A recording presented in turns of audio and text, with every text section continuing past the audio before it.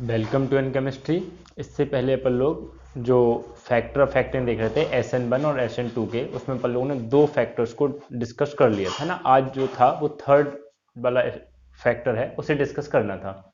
हाँ, एक बात और, किसी ने मुझसे कहा था कि सर स्पेक्ट्रोस्कोपी इसको भी बता दीजिए।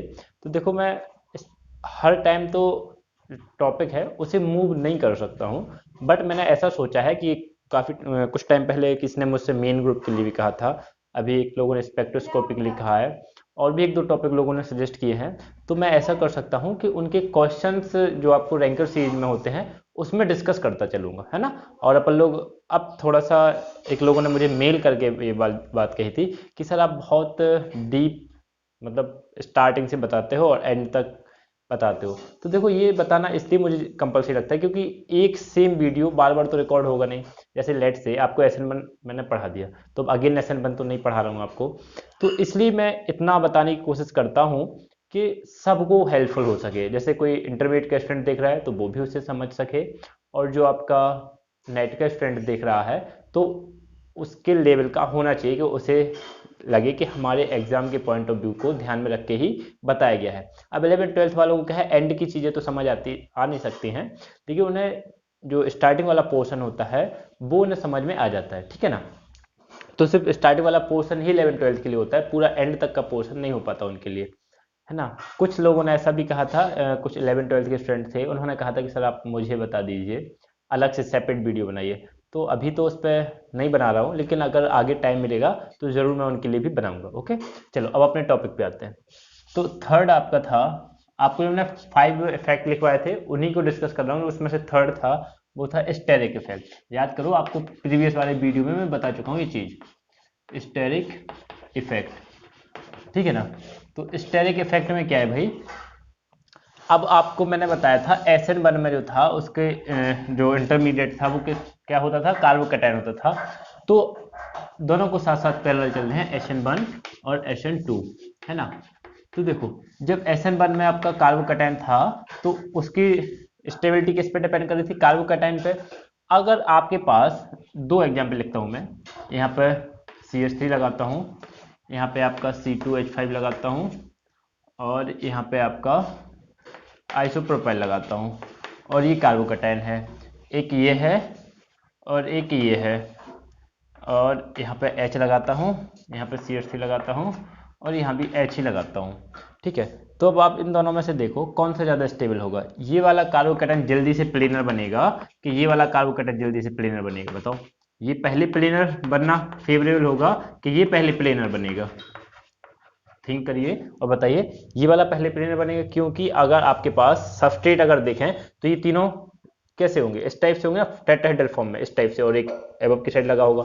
तो लिविंग ग्रुप बाहर वाला जो निकला होगा उसी वही निकल के तो कार्बोकैटायन फॉर्म करेगा, और कार्बोकैटायन फॉर्म करेगा तो ये क्या होंगे, बहुत जल्दी प्लेनर बनेंगे। क्या बनेंगे, ये प्लेनर बनेंगे। जब ये जल्दी से प्लेनर बनेगा तो ये क्या होगा, ज्यादा स्टेबलाइज होगा और जल्दी से बनना फेवरेबल करेगा, क्योंकि कितना डिग्री है, 3 डिग्री है। कितना डिग्री है, 3 डिग्री है।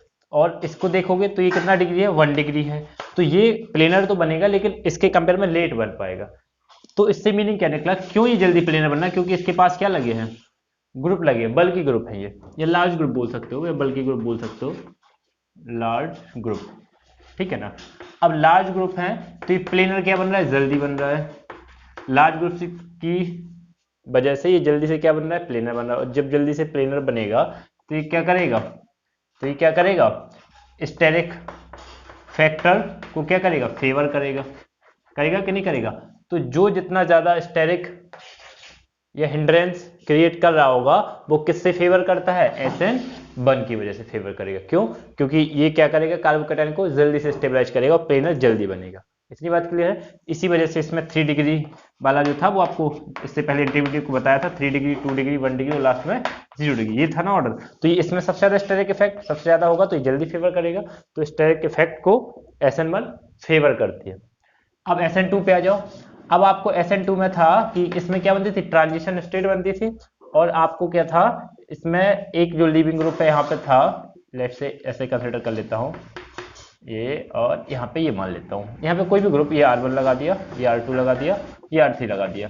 अब न्यूक्लियोफाइल क्या होता था, यहाँ से आता था, यहाँ से आता था बैक साइड से, और ये निकलता था अगर आप कंसिडर करो, अगर ये R1 Me है, R2 ET है और R3 आइसोप्रोपाइल है, ये तीनों है, R1 मिथाइल है, R2 इथाइल है, R3 आइसोप्रोपाइल है, तो इसकी वजह से क्या होंगे, बल्कि होंगे।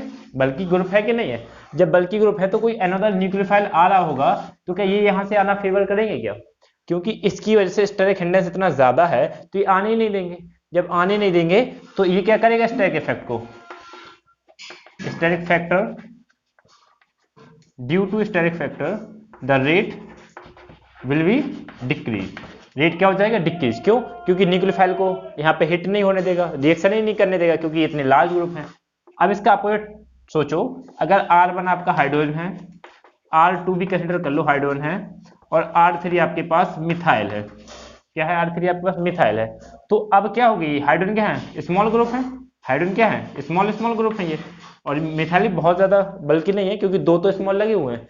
तो अब न्यूक्लियोफाइल आना ज्यादा फेवर था कि इस वाली कंडीशन में ज्यादा फेवरेबल था?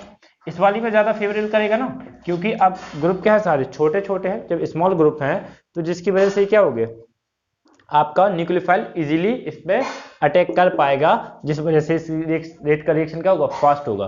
तो इसमें अपोजिट होता था 0 डिग्री, 1 डिग्री, 2 डिग्री और 3 डिग्री। तो मीनिंग क्या निकला कि स्टेरिक फैक्टर अगर है, स्टेरिक हिंडेंस ज्यादा है तो SN1 फेवर करेगा, और लो स्टेरिक फैक्टर है मतलब आपका हिंडेंस नहीं है तो वहां पे क्या फेवर करेगा, SN2 करेगा। तो स्टेरिक इफेक्ट को कौन फेवर करता है, SN1, SN2 नहीं करता है। ये मीनिंग समझना था पल्लू, इतनी बात क्लियर है। चलो ये वाला फैक्टर हो गया। अभी इसके कुछ एग्जांपल भी कर लेंगे पल्लू आगे चल के, तो और क्लियर हो जाएगा। बट इसके बाद अपन लोग नेक्स्ट फैक्टर देखते हैं, फोर्थ वन, क्योंकि इन सबके कंबाइन एग्जांपल करेंगे तो सारे अपन को कंक्लूड करते चलेंगे। फोर्थ है आपका effect of solvent. Fourth one,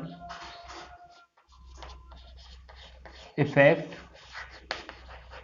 of solvent. Effect of solvent में देखिए, इफेक्ट ऑफ सॉल्वेंट क्या है, दोनों को डिस्कस करेंगे, SN1 को भी और SN2 को। तो देखो आगे जो अपन लोगों ने पॉइंट पढ़े ना उसी पे रिलेट करेगा। इसमें आपको था, इसमें जो रेट था वो किसके डायरेक्टली प्रोपोर्शनल था, ओनली रिएक्टेंट के, था कि नहीं था?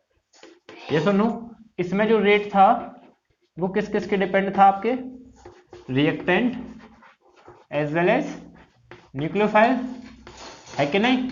इन्हीं दोनों पर था ना डिपेंड। तो देखो जब रिएक्टेंट पर डिपेंड कर रहा था तो रिएक्टेंट क्या बनना था, कार्बोकैटायन बन रहा था, है कि नहीं? तो कार्बोकैटायन ये बन गया, प्लेन बनता था ना कार्बोकैटायन, ये बन गया आपके पास। तो अब न्यूक्लियो जो सॉल्वेंट है वो दो टाइप के होते हैं, आपको पता है, प्रोटिक और एप्रोटिक, ठीक है ना? पोलर प्रोटिक को और ये पोलर एप्रोटिक को, चाहो तो पोलर भी लिख सकते हो, पोलर प्रोटिक, और ये है पोलर एप्रोटिक को। कैसे करते हैं उसे एक्सप्लेन कर रहा हूं। अब आपका जब कार्बोकैटायन है तो इस टाइप से बना लीजिए। अब पोलर प्रोटिक जैसे एग्जांपल लिख सकते हो, वाटर, मिथाइल OH, ठीक है ना, MEOH, methyl alcohol, water etcetera, ठीक है।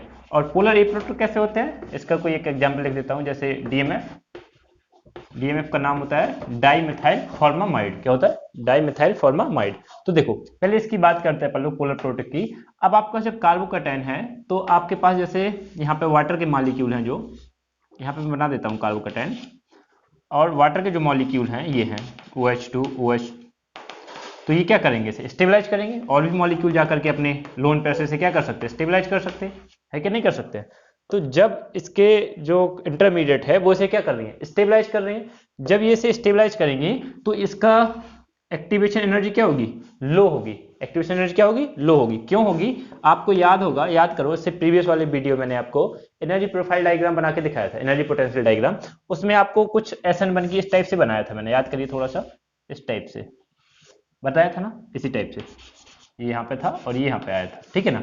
तो यहाँ पे आपकी कार्बोकैटायन की सॉल्वेंट की वजह से आपकी जो ये एनर्जी थी, कर्व आया था, वो किसकी वजह से आया था, आपके सॉल्वेंट की वजह से आया था। तो सेम मैनर में जो सॉल्वेंट की वजह से होती है, इसकी एनर्जी क्या कर जाती है, डिक्रीज कर जाती है। जब एनर्जी डिक्रीज करेगी तो आपको पता है एक्टिवेशन एनर्जी जितनी कम होगी, रेट क्या होगा, उतना ज्यादा होगा।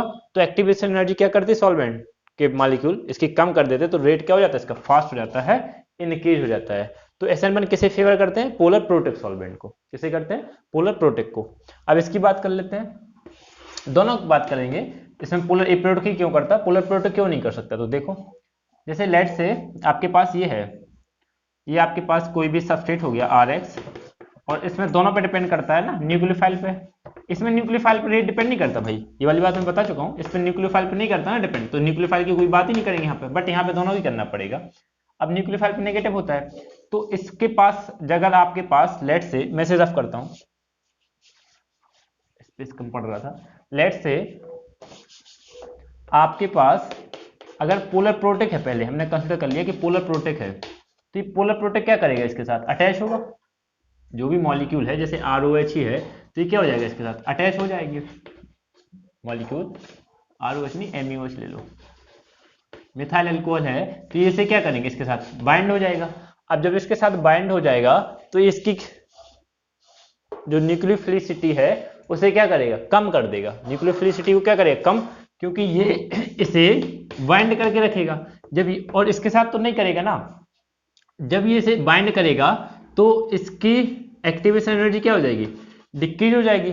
जब एक्टिवेशन एनर्जी डिक्रीज होगी तो न्यूक्लियोफाइल तो वर्क कर ही नहीं पा रहा ना, क्योंकि न्यूक्लियोफाइल गुड न्यूक्लियोफाइल होने के लिए क्या होना चाहिए? उसके पास ज्यादा चार्ज होना चाहिए, है ना। जितना ज्यादा चार्ज होगा तभी तो उसे डोनेट करेगा दूसरे को, लेकिन इसके चार्ज को यही न्यूट्रलाइज कर रहा है कि नहीं कर रहा है। तो इस वजह से ये वाला न्यूक्लियोफाइल आपका क्या हो जाता है? वीक हो जाता। अब जब न्यूक्लियोफाइल वीक होगा, और रेट क्या था? डायरेक्टली प्रोपोर्शनल था।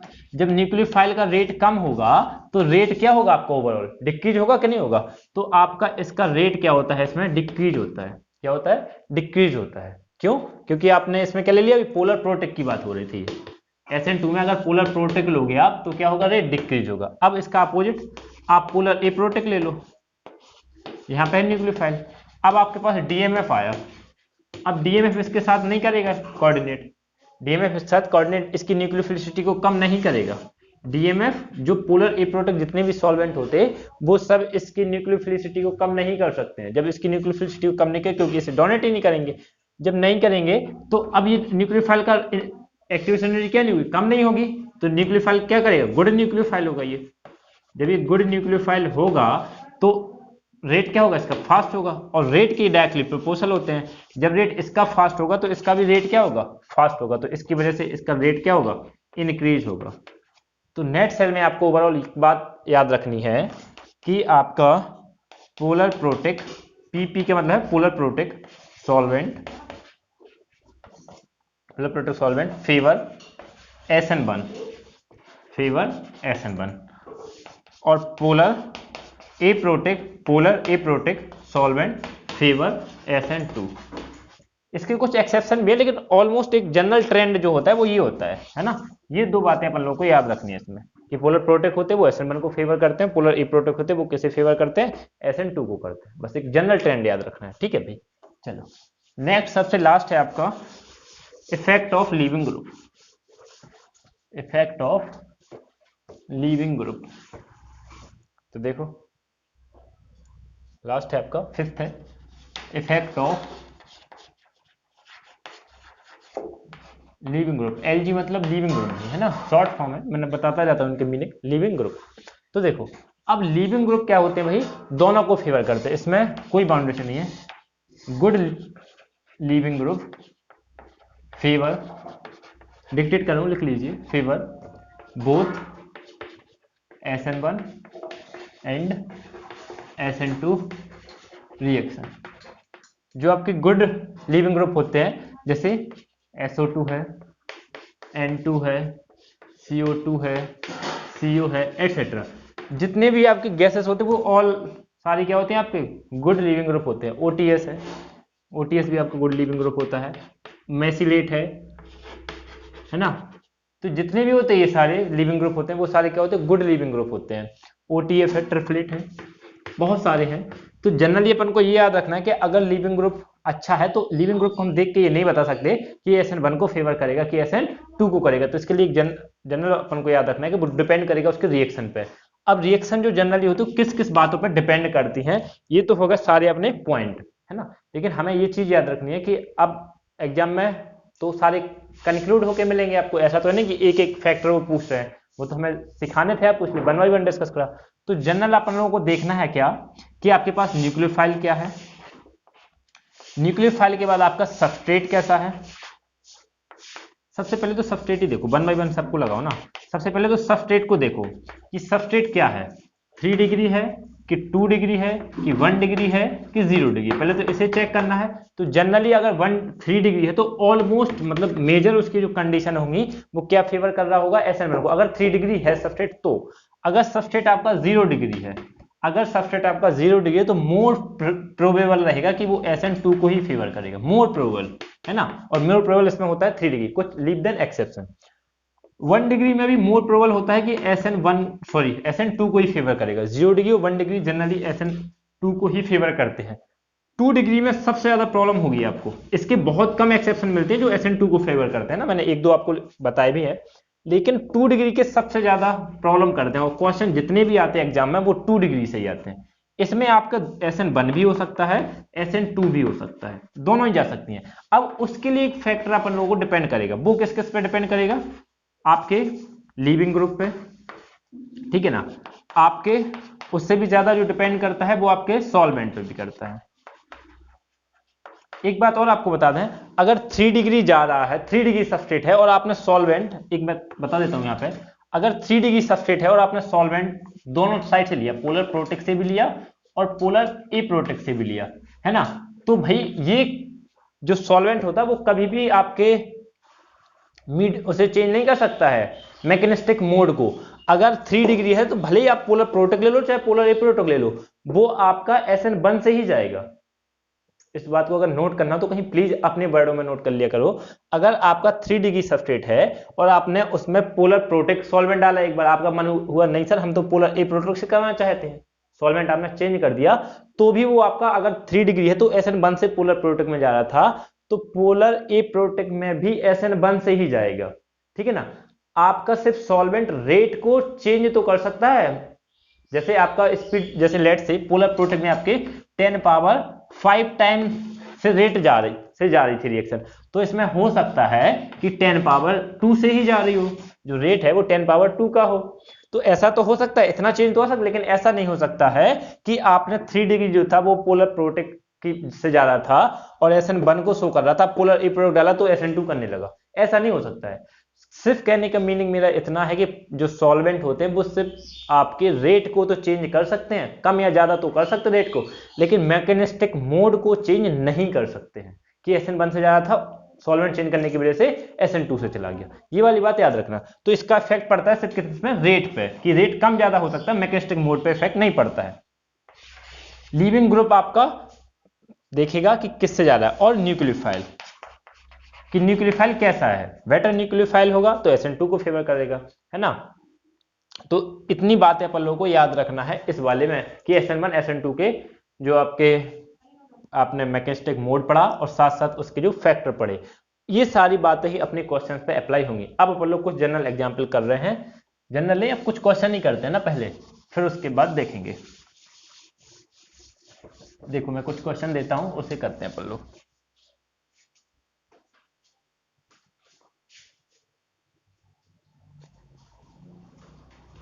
एक्चुअली वीडियो फिर आपकी लेंदी हो जाएगी, तो मैं इसे वाले वीडियो को यहीं स्टॉप करता हूं, और जो क्वेश्चन है वो मैं नेक्स्ट वीडियो में बताऊंगा। और इसके साथ साथ जो आपका इसके बाद जो पार्ट रह जाता है उसे भी अपन लोग डिस्कस करेंगे कि आपका मैंने 2 बातें कही थी, बेंजाइलिक और एलाइलिक वाला पार्ट, वो से डिस्कस नहीं किया क्योंकि वो भी SN1 SN2 में बहुत मेजर रोल प्ले करता है। तो उस वाले पार्ट को और इसके एग्जाम्पल कल वाला जो वीडियो आएगा उससे मैं उसे डिस्कस करूंगा। ओके, आई होप ये वाला वीडियो आपके लिए हेल्पफुल रहा होगा। Okay, thank you so much watching the video.